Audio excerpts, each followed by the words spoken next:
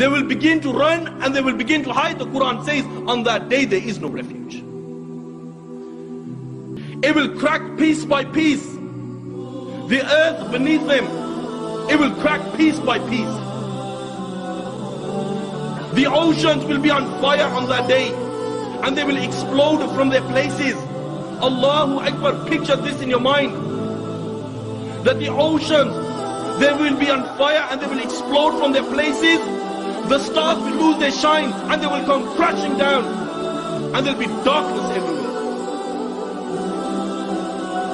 And when there is darkness everywhere, nothing will remain. Every single thing in the universe will come to an end.